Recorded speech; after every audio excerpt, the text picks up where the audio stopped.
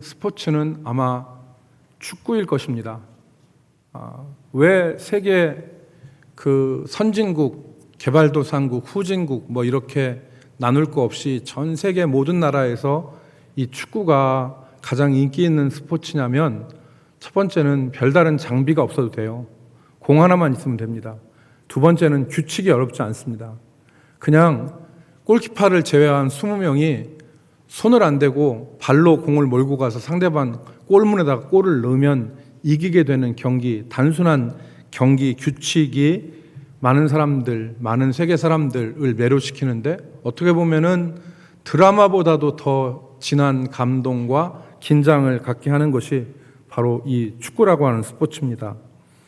여러분, 그런데 만약에 이 단순한 이 스포츠인 이 경기 룰인 축구에 있어서 만약에 어떤 사람이 이 경기의 룰을 반대로 이렇게 그 경기를 한다면 어떻게 될까요? 자기 골에다가, 상대방 골문에다가 골을 넣는 게 아니라 자기 골에다가 골을 넣는다고 하면 이게 엄청난 실수죠. 분명하지 않습니까? 축구는 단순해요. 손 안 대고 발로 공을 몰고 가서 상대편 골문에다가 넣으면 되는데, 어떤 축구 선수가 상대편 문에다가 가서 골을 넣는 게 아니라 자기 골문으로 몰고 가서 자기 골문에다가 골을 넣는다고 하면 이걸 뭐라고 하냐면 보통 자책골, 자살골이라고 그렇게 말하죠. 이거는 있어서는 안 되는 얘기입니다. 1994년에 미국에서 월드컵이 열렸었는데요. 미국 월드컵 1994년에 이때 콜롬비아에 안드레스 에스코바라고 하는 선수가 있었습니다. 안드레스 에스코바라고 하는 선수가 있었는데, 이 콜롬비아 대표 수비 선수가 미국과의 홈팀과의 경기에서 자책골을 넣었어요. 그러니까 미국 선수가 왼쪽 윙에서 공을 몰고 와서 중앙으로 골을 올렸는데, 이 에스코바 선수가 그 골을 걷어낸다고 발을 딱 댔는데 그게 자살골이 된 거예요. 자기 골문으로 들어간 거예요. 엄청난 이 사건이었죠. 그래서 미국과 콜롬비아의 경기에서 1대2로 콜롬비아가 패합니다. 그런데 여러분, 이때 당시에 콜롬비아는 남미 예선에서요, 마라도나의 아르헨티나를 5대0으로 대파했어요. 마라도나의 아르헨티나를 5대0으로 대파하고 월드컵 우승까지도 생각했는데, 이 자책골로 말미암아서, 에스코바의 자책골로 말미암아서 미국한테 치고 예선 탈락을 했어요. 그러니까 국민들의 사기와 충격, 분노, 이게 보통이 아니죠. 그러니까 정말 죽이겠다, 이런 이 얘기도 나왔는데요. 이 에스코바 선수가 결국 자기 나라 콜롬비아로 돌아갑니다. 그런데 불행하게도 아마 그 콜롬비아 마피아 조직에 연관된 사람들이 이 에스코바 선수를 12발의 가슴에 총을 쏴서 이 에스코바 선수가 사망하는 비극이 이루어졌습니다. 여러분, 제가 왜 이 말씀을 드리냐면, 우리 삶에 있어서 우리 주변에서도 너무나 분명한데, 방향과 가야 될 길이 너무나 분명한데, 이게 그 길로 가는 걸 가지 않고 잊어버리고 역방향으로 가는 모습들이 우리의 삶에서 나타나기 때문에 그렇습니다. 오늘 우리가 읽은 그 본문 말씀은 우리에게 이러한 교훈을 주고 있습니다. 오늘 우리가 읽은 본문은, 여러분, 우리가 읽은 본문은 지난주에 이은 본문이죠. 그래서 부활하신 예수님이 그 부활하신 첫날 저녁, 안식 후 첫날 그 저녁에 제자들에게 나타나셨어요. 엠마오 마을로 가는 두 제자들의 마음을 뜨겁게 하고 눈을 여신 그 주님이 그 저녁에는 열 제자에게 나타나신 것이죠. 유다를 빼고 도마가 없었던 그 열 제자에게 나타나셔서 그들에게 하신 말씀이 여기 우리가 읽은 말씀에 기록되어 있습니다. 주님이 무엇을 원하시는지, 주님이 무엇을 말씀하셨는지가 분명히 드러나는 본문이에요. 그런데 오늘 이 본문 가운데서 사람들이 분명한 그 방향을 찾지 못하고 다른 곳으로 헤매는 경우가 많이 있죠. 그래서 오늘은 우리 모든 대전 남북교회 우리 성도들이 이 말씀을 통해서 주님이 우리에게 원하시는 것이 무엇인지 그것을 우리가 함께 나누고자 합니다. 첫 번째 오늘 본문에서 주님께서 말씀하신 것은, 저들에게 원하시는 것은 저들이 평강 가운데 거하는 것이었습니다. 제자들은 그 두려움 가운데 있었죠. 오늘 본문 19절 말씀에 보면 이날 곧 안식 후 첫날 저녁 때에 제자들이 유대인들을 두려워하여 모인 곳에 문들을 닫았더니 그랬습니다. 저들이 두려움에 빠져 있었어요. 여러분, 3년 동안 갈릴리와 유대를 떠들썩하게 했던 청년 예수의 삶이 그냥 허무하게 끝나버렸어요. 유대인들한테는 신성모독, 로마인들한테는 황제에 대한 반역죄로 십자가에 예수님이 처형됐고, 그 떠들썩했던 그 모든 것들이 허무하게 그냥 물거품처럼 사라지는 듯 보였습니다. 여러분, 그런데 이 유대인들이 예수만 십자가에 못 박는 것으로 만족했느냐? 그렇지 않았습니다. 그의 잔당, 그의 제자들도 십자가에 못 박기를 원했던 거예요. 그러니까 이제 제자들은 잡히면 예수님과 같이 십자가에 못 박히게 되어지는 그러한 위기와 위협 가운데 있게 된 것입니다. 그랬을 때 이들이 두려움에 빠져서 오늘 본문에 보면 어느 집 가운데 있었는데 그들의 안에 있는 그들이 사방의 문이라고 하지 않고 문들이라고 그랬어요. 문들을 다 닫고 거기에 숨어 있었던 것입니다. 두려움에 휩싸여서. 그런데 그들에게 부활하신 주님이 나타나신 거예요. 어떻게 주님이 문을 열고 들어가셨는지는 중요한 건 아니에요. 설명도 되어 있지는 않지만 그것이 주님에게 불가능한 것이 아니기 때문에 그들에게 주님이 나타나셔서 하신 첫 번째 말씀이 너희에게 평강이 있을지어다, 이 말씀입니다. 두려움에서 떠는 것이 아니라, 불안 가운데 떠는 것이 아니라 평강 가운데 있기를 원하신 거예요. 여러분, 이 평강이라는 말은 히브리 말로 샬롬이라고 하는 말인데 평화, 평강, 평안이라는 말로 옮길 수가 있습니다. 이 샬롬이란 말은 단순히 어떠한 위협이나 아니면 긴장 상태 이런 것에서 벗어난 것만을 가리키는 것이 아니라, 첫 번째는 위협과 위험의 요소가 사라진 안전, 그것을 말하고요. 두 번째로는 갈등과 대립이 해소된 걸 말해요. 화해가 이루어진 걸 말해요. 세 번째로는 모든 것이 제자리에 있는 안정, 이것을 의미하는 것이 샬롬이라는 말입니다. 주님께서는 이 제자들이 이 샬롬의 상태에 있기를 원하셨던 것입니다. 살기등등한 유대인들의 그 위협 앞에서도 제자들이 평안하기를 원하셨던 거예요. 이것은 오늘 우리를 향한 말씀이기도 합니다. 세상을 살아감에 있어서 우리가 두려움과 불안과 위협 가운데 처해 있을 때가 많습니다. 그러나 우리는 그 가운데서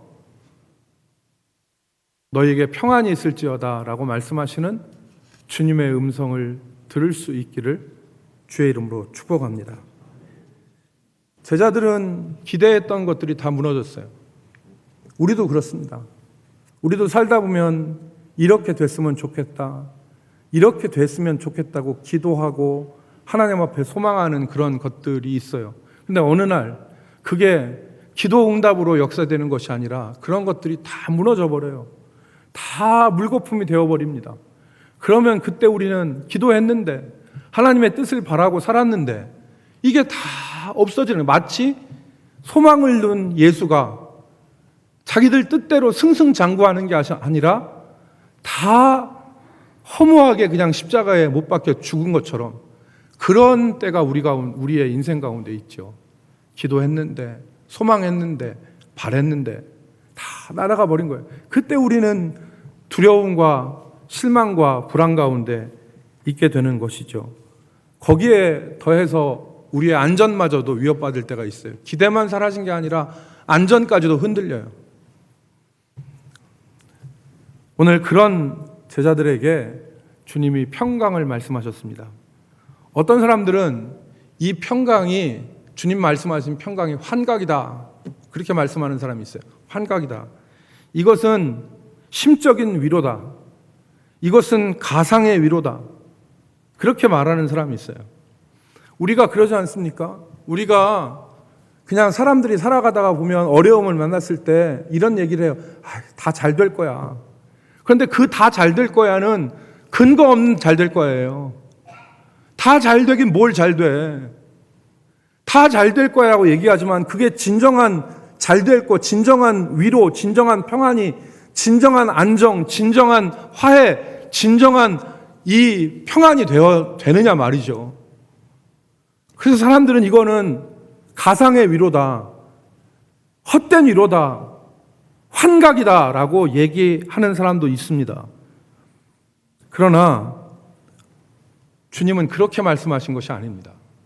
우리에게 너희에게 평강이 있을지어다 말씀하시는 주님은 그런 말씀을 하신 것이 아니에요. 오늘 본문에 보면 주님께서 너희에게 평강이 있을지어다 말씀하시고 성경에 보면 이 말씀을 하신 후에 오늘 본문 말씀 보십시오. 20절 말씀에 보면 이 말씀을 하시고 그랬어요. 손과 옆구리를 보이시니 그랬습니다. 손과 옆구리가 무엇입니까? 이것은 고난의 상징이기도 하고 그리고 승리의 증거이기도 한 것입니다. 우리 주님이 우리에게 평안이 있을지어다라고 말씀하시는 것은 근거 없는 얘기가 아니에요. 이미 주님이 못에 찔린 손, 창에 뚫린 옆구리를 보여주신 거예요. 봐라, 내가 고난을 이기고 승리하지 않았느냐. 그것을 보여주시면서 믿음 안에 예수 안에 그리스도 안에 있는 자는 아무리 오늘 우리가 환난과 두려움과 고통 가운데 휩싸여 있을지라도 예수 안에 있는 자, 믿음 안에 있는 자, 그리스도 안에 있는 자 반드시 평강을 누릴 수 있다. 이 말씀을 하신 것입니다. 오늘 우리는 그런 의미로 받아들여야 됩니다. 오늘 주님이 우리에게 너희에게 평강이 있을지어다 이것은 헛소리가 아닙니다. 가상의 위로가 아니에요. 손과 옆구리를 보여주시면서 하셨지 않습니까? 너희들과 같이 나도 고난당하고 너희들과 같이 나도 두려움과 고통 가운데 있었다. 요한복음 16장 33절에 보라 세상에서는 너희가 환난을 당하나 담대하라 내가 세상을 이기었노라 그랬어요. 그 세상을 이긴 승리의 주님께서 오늘 우리에게 평안하라고 말씀하시는 것입니다. 그 승리의 주님께서 그리스도 안에 있는 우리를 승리로 이끄실 것을 말씀하시면서 평안하라고 말씀하시는 것입니다. 사랑하는 성도 여러분, 우리가 코로나의 상황 가운데 또 우리가 여러 가지 어려움을 당하는 그런 현실의 두려움에 우리가 처해 있을지라도 우리에게 손과 옆구리를 보여주시면서 너에게 평강이 있을지어다라고 말씀하시는 이 주님을 바라보고 그 안에 있을 때 우리가 승리하고 진정한 평강을 누릴 것을 믿으시기를 주의 이름으로 축복합니다. 두 번째, 부활하신 주님이 원하시는 것은 제자들이 세상으로 나가기를 원하셨어요. 세상으로 나가기를. 21절 말씀에 보면 주님께서 첫 번째 자신의 뜻을 다시 한번 밝히시죠. 너희에게 평강이 있을지어다 말씀하신 이후에 두 번째 하시는 말씀이 아버지께서 나를 보내신 것 같이 나도 너희를 보내노라. 여기에 생략된 말이 있습니다. 아버지께서 나를 세상에 보내신 것 같이 나도 너희를 세상에 보내노라. 주님이 원하시는 것은 우리가 세상에 나가는 것입니다. 여러분, 주님이 제자들을 세상으로 보내셨다고 했을 때 이 세상은 어디를 말합니까? 아버지의 뜻이 이루어지는 곳을 말합니다. 아버지의 뜻이 이루어져야 할 곳이 세상입니다. 세상은 다른 장소가 아니에요. 주님이 이 땅에 오실 때 왜 이 땅에 오셨습니까? 아버지의 뜻을 이루기 위해서 오셨지 않습니까? 죄와 악이 난무하고 그리고 불의와 불법이 난무하고 하나님께로 가는 길이 막혀있는 이 땅 가운데 주님이 오셔서 죄와 악을 걷어내시고 하나님께로 나갈 수 있는 새롭고 살 길을 여신 거 아닙니까? 주님이 요한복음에서 누누이 말씀하신 것이 내가 내 뜻대로 하는 것이 아니라 아버지의 뜻대로 아버지의 주신 말씀을 너희에게 전하노라 그랬습니다. 세상은 아버지의 뜻이 이루어져야 될 곳입니다. 주님이 오늘 우리에게 원하시는 것은 우리가 두려움에 떨고 우리가 다른 일에 힘쓰는 것이 아니라 아버지의 뜻을 이루는 것을 우리에게 원하시는 것입니다. 여러분, 우리가 사명을 기억하며 살아야 됩니다. 주님이 우리를 보내신 그 뜻을 기억하면서 처음에 말씀드린 것처럼 축구 선수가 운동장에 있는데 자신의 사명을 기억하면서 서 있어야 되잖아요. 축구 선수가 여러분 생각해 보세요. 최전방 공격수인 스트라이커가 운동장에 서 있는 이유는 골을 넣기 위해 서 있는 거예요. 만약에 스트라이커에게 공이 왔는데 이 최전방 공격수인 스트라이커가 먼 산을 바라보고 있다거나 아니면 동네 자기 반대편 수비수하고 시덥지 않은 얘기 잡담한다거나 아니면은 다른 일을 한다고 하면 그 선수는 거기 서 있을 이유가 없는 거예요. 하나님이 우리를 이 땅에 살게 하신 것은 이 땅에서 보내심을 받은 자로 하나님의 뜻을 이루기 위해서 여기에 서 있게 하시는 것입니다. 그러므로 오늘 여러분 우리가 생각합시다. 군인이 자기 사명을 잊으면 군복을 입었을지라도 진짜 군인은 아닙니다. 군인이 군인인 것은 자기의 사명을 기억하고 그 사명을 붙잡고 있을 때 군인이 군인인 거예요. 그런데 군인이 자기 사명을 잊고 어슬렁어슬렁 왔다 갔다 하면 그 사람은 군복 입었지만 진짜 군인은 아니거든요. 마찬가지입니다.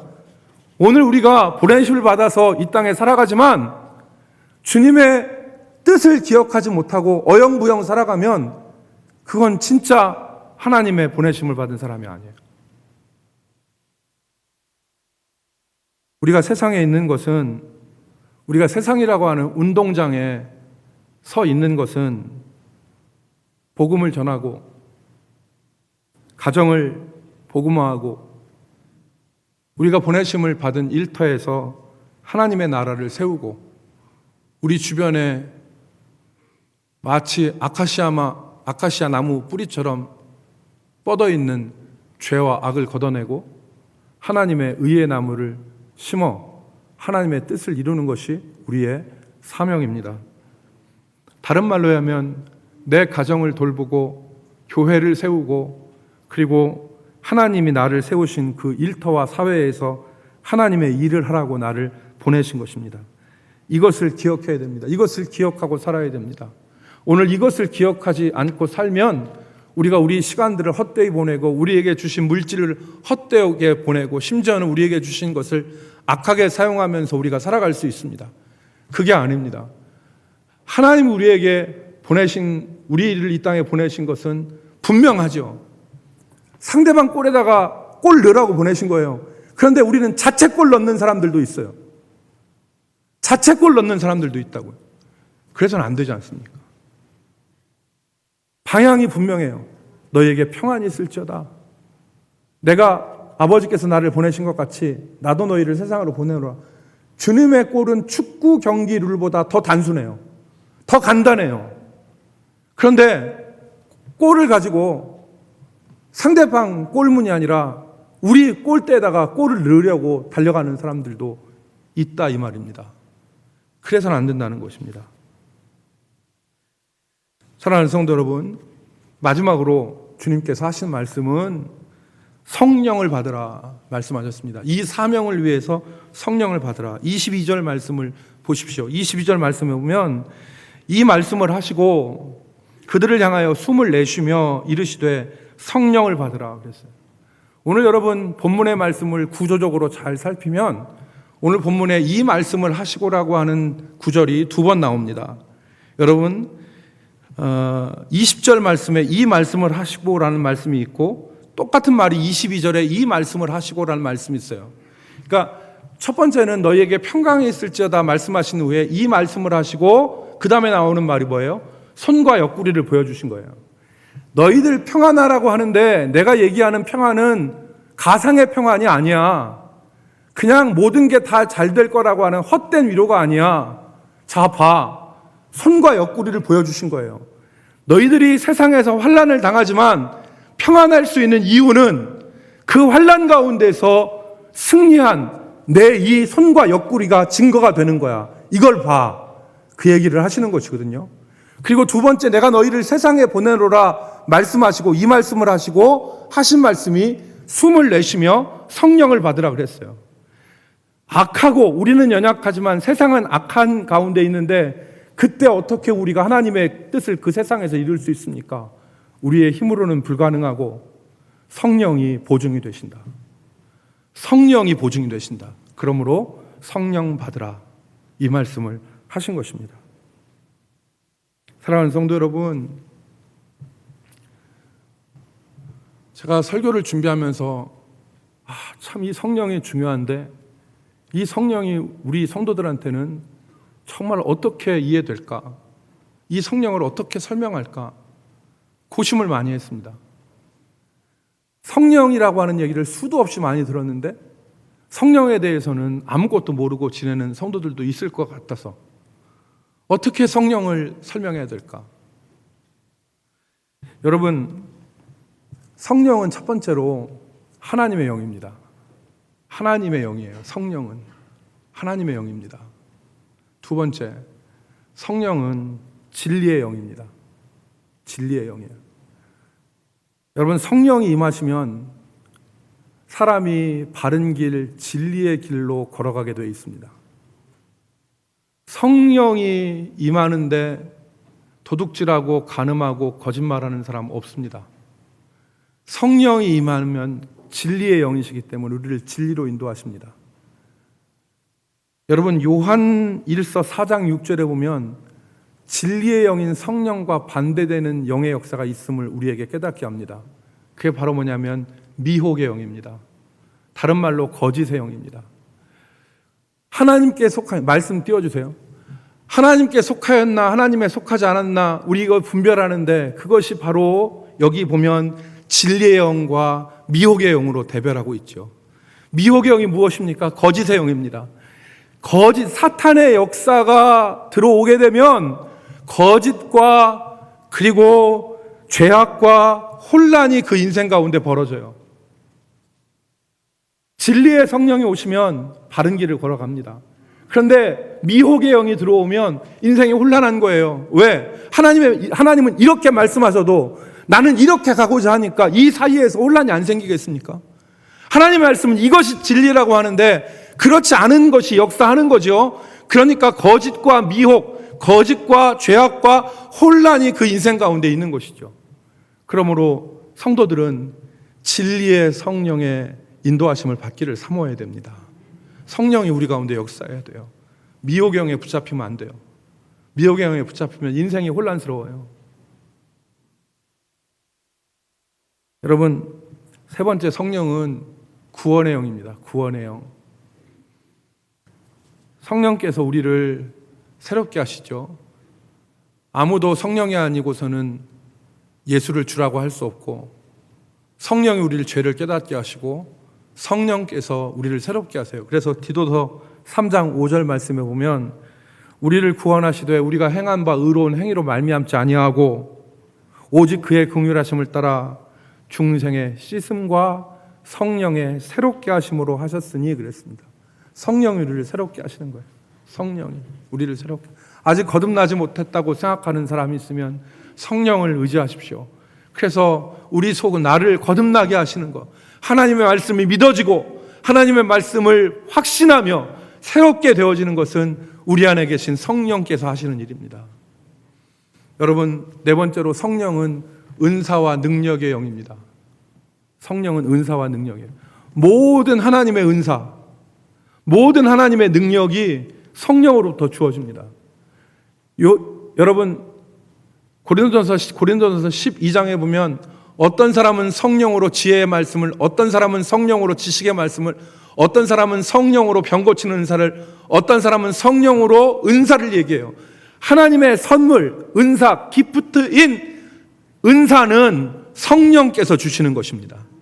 그래서 고린도전서 12장 4절 말씀 보면 은사는 여러 가지나 성령은 같고 그랬습니다. 은사는 여러 가지나 직분도 여러 가지나 주시는 분은 한 분인 것처럼 은사는 여러 가지지만 주시는 분은 성령이에요. 그러니까 이 성령이 우리에게 은사도 주시고 이 성령이 우리에게 능력도 주십니다. 오직 사도행전 1장 8절 오직 성령이 너희에게 임하시면 너희가 권능을 받고 두나미스죠. 이 두나미스가 영어의 다이나마이트가 된 겁니다. 오직 성령이 너희에게 임하시면 너희가 다이나마이트와 같은 권능을 받고 죄악을 깨트릴 수 있는 능력을 받고 예루살렘과 유대와 온 사마리아와 땅끝까지 이르러 내 증인이 되리라. 성령을 받아야 됩니다. 마지막 성령은 임마누엘의 영이에요. 우리와 함께 하시는 영입니다. 우리를 고아처럼 버려두지 않고 우리와 함께 하시면서 우리 속에 내주하셔서 우리를 인도하시는 분이 바로 성령입니다. 예수 그리스도를 아버지라고 시인하는 그 사람, 그 안에 성령이 내주하십니다. 그리고 이 성령이 우리 가운데 역사하셔서 우리로 주님의 사명을 감당하게 하시는 거예요. 그러므로 개혁교회의 신앙 고백인 하이델베르그 요리문답 53문에 보면은 이렇게 물어요. 당신은 성령에 대하여 무엇을 믿습니까? 당신은 성령에 대하여 무엇을 믿습니까? 답이 이렇습니다. 첫째로 성령은 아버지와 아들과 함께 똑같이 영원한 하나님이심을 믿습니다. 성령이 하나님이시다. 둘째, 그는 참된 믿음으로 말미암아 나를 그리스도와 그의 모든 선한 은혜에 동참하도록 하시기 위해서 내게 주셨습니다. 성령이 그리스도와 연합하게 하고 성령이 그의 모든 은혜에 동참하도록 나를 만드십니다. 세 번째, 그리고 그는 나를 위로하시고 영원까지 나와 함께 계실 것을 믿습니다. 이게 성령을 믿사움, 우리가 사도신경에 성령을 믿사움에 대한 고백입니다. 사랑하는 성도 여러분, 세상은 완악하고 우리는 연약합니다. 그렇기 때문에 우리가 성령을 사모하고 성령을 받아야 됩니다. 이 성령은 말씀과 함께 역사합니다. 이 말씀과 우리가 세상에 추잡한 것과 악한 것으로 붙잡혀 있지 않고 하나님의 말씀을 가까이 하고 그 말씀을 붙잡으면 우리 가운데서 성령이 우리의 마음을 뜨겁게 하고 그리고 그 말씀을 붙잡고 진실로 그렇게 살아가기를 소망하면 성령께서 우리 마음 속에서 역사하시게 되는 것입니다. 지난주에 엠마오 마을로 가는 두 제자가 예수님께서 말씀을 풀어주실 때에 우리 속에서 마음이 뜨겁지 아니하더냐, 불타지 아니하더냐 그랬습니다. 성령은 오순절에 오셨지만 제자들 마음속에서 그때 역사하신 것입니다. 말씀을 깨닫고 마음이 불타오를 수 있도록 역사하신 것이죠. 그러므로 여러분 말씀을 사모하시고 말씀 붙잡고 기도하십시오. 성령 받습니다. 성령 충만하게 되어집니다. 여러분 오늘 본문 말씀에 보면 중요한 구절이 하나 나오죠. 22절 말씀에 예수님께서 성령을 받으라 말씀할 때 숨을 내쉬며 성령 받으라 하셨어요. 이게 무슨 의미냐? 첫사람 아담이 사람이 될 때 흙으로 하나님이 아담을 만드셨잖아요. 그리고 그 코에 생기를 불어 넣으셨어요. 이게 루아흐라고 하는 말인데 바람이란 뜻입니다. 영이란 뜻이죠. 루아우를 불어 넣으시니 바람을 불어 넣으시니 흙으로 만든 아담이 생명, 살아있는 존재, 리빙 빙이 된 것입니다. 지금 이게 무슨 얘기냐? 그냥 이 세상에 허탄하게 살아가던 사람들도 성령을 받으면 진짜 사명자로서 일어나게 된다는 말이죠. 흙덩이인 아담이 생명이 된 것처럼 성령 받으면 육체의 사람이 하나님의 사람, 사명을 감당하는 사람으로 세워질 수 있다는 것을 가르치는 말씀입니다. 사랑하는 성도 여러분, 우리 자살골 넣지 맙시다. 우리 자살골 넣지 맙시다. 부부싸움하고 죄악 행하고 자기 마음대로 살고 하는, 하나님 우리를 이 땅에 보내셔서 하나님의 뜻을 이루라고 하셨는데 그 뜻은 안 이루고 엄한 짓 하고 우리 꼴대에다 골 넣고 이런 일들을 할 것이 아니라 오늘 우리에게 주신 것처럼 환경과 여건을 바라보고 두려워하는 것이 아니라 주님 안에서 승리를 확신하며 평안을 누리고 그리고 사명을 깨달아서 그것을 위해서 성령 충만하기를 소망하여 새 사람 되어서 하나님의 사명을 감당할 수 있는 우리 성도들이 되어야 되겠습니다. 이번 한 주간도 이 말씀을 붙잡고 우리 성도들이 삶의 자리에서 승리할 수 있기를 주의 이름으로 축복합니다. 기도하겠습니다. 아버지 하나님, 두려워하지 않게 하시고 평안케 하시며 성령 충만케 하여 주셔서 주의 사명 감당하고 주의 뜻을 이루는 자 되게 하여 주시옵소서. 이 분명하신 하나님의 뜻을 알고도 우리가 자책골 넣는 자 되지 않게 하시고 하나님이여 정말 하나님의 뜻을 이루는 주의 백성들로 살아가게 하여 주시옵소서. 말씀을 대할 때 마음이 뜨거워지게 하시고 하나님의 말씀을 붙잡고 진실로 그 방향으로 살기를 간구할 때에 우리 속에서 능력 주시고 우리를 진리로 인도하시고 우리를 새롭게 하시는, 우리와 함께 하시는 성령의 역사를 경험케 하여 주옵소서. 예수님의 이름으로 기도 올리옵나이다. 아멘.